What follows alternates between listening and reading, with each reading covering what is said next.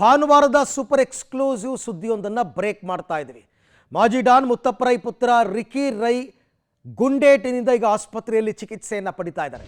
ಆದರೆ ಈ ದಾಳಿಯನ್ನು ಮಾಡಿದವರು ಯಾರು? ಬೇರೆ ಕಡೆಯಿಂದ ಶಾರ್ಪ್ ಶೂಟರ್ಸ್ನ ಕರೆಸಿದ್ರಾ? ಕರ್ನಾಟಕದವರೇ ಮಾಡಿದ್ದಾರಾ? ಈಗ ಬರೋ ಮಾಹಿತಿಯ ಪ್ರಕಾರ ರಿಕ್ಕಿ ಹತ್ಯೆಗೆ ಕರ್ನಾಟಕದವರಿಂದಲೇ ಸ್ಕೆಚ್ ಅಂತೆ. ರಿಕ್ಕಿ ರೈ ಹತ್ಯೆಗೆ ಸಿಂಗಲ್ ಬ್ಯಾರಲ್ ಬಳಕೆ ಮಾಡಿದ್ದಾರೆ. ಕರ್ನಾಟಕದಲ್ಲಿ ಮಾತ್ರ ಸಿಗೋದು ಈ ಬ್ಯಾರಲ್, ಈ ಬಳಕೆ ಮಾಡಿದ್ದಾರೆ ಆ ಗನ್ ಅಂತ ನಾ ಹೇಳ್ತಾ ಇರೋದು. ರಿಕ್ಕಿ ರೈ ಹತ್ಯೆಗೆ ಸಿಂಗಲ್ ಬ್ಯಾರಲ್ ಬಳಕೆಯಾಗಿದೆ.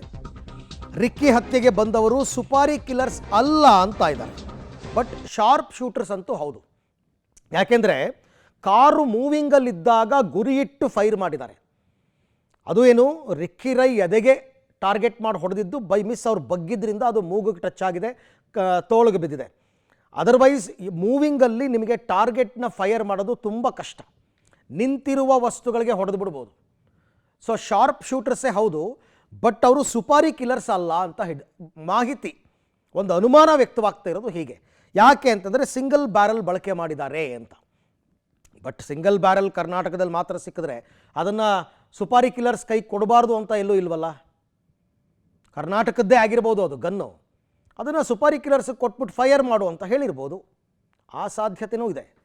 ಸುಪಾರಿ ಕಿಲ್ಲರ್ಸ್ಗಳು ಅಂದರೆ ಸುಳಿವು ಕೊಟ್ಟರ ಆರೋಪಿಗಳು. ಏನು ಸುಳಿವು ಸಿಕ್ಕಿದೆ ನಮಗೆ? ಕ್ರೈಮ್ ನಡೆದ ಜಾಗದಲ್ಲಿ ಏನು ಸುಳಿವು ಸಿಕ್ಕಿದೆ ಅಂದರೆ, ಸುಪಾರಿ ಕಿಲ್ಲರ್ಸು ಶಾರ್ಟ್ ಗನ್ ಬಳಕೆ ಮಾಡಲ್ವಂತೆ. ಸಾಮಾನ್ಯವಾಗಿ ಸುಪಾರಿ ಕಿಲ್ಲರ್ಸ್ ಶಾರ್ಟ್ ಗನ್ ಬಳಕೆ ಮಾಡಲ್ಲ. ರಿಕ್ಕಿ ರೈ ಹತ್ಯೆಗೆ ಬ್ಯಾರಲ್ ಶಾರ್ಟ್ ಗನ್ ಬಳಕೆಯಾಗಿದೆ.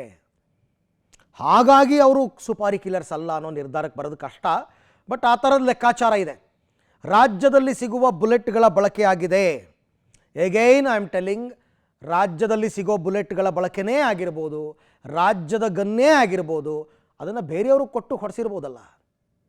ಕೆಂಪು ಬಣ್ಣದ ಬುಲೆಟ್ ಬಳಸಿದ್ದಾರೆ ಆರೋಪಿಗಳು ಅಂತಂದ್ಬಿಟ್ಟು, ಅಂದರೆ ಆ ಕಾಟ್ರಿಡ್ಜ್ ಎಲ್ಲ ಸಿಕ್ಕಿದೆಯಲ್ಲ, ಆ ಗಂದು ಫೈರ್ ಆದಮೇಲೆ ಕೆಳಗಡೆ ಬೀಳುತ್ತಲ್ಲ ಪಿಸ್ತೂಲಿಂದ, ಅದನ್ನು ನೋಡ್ಕೊಂಡು ಹೇಳ್ತಾ ಇರೋದು.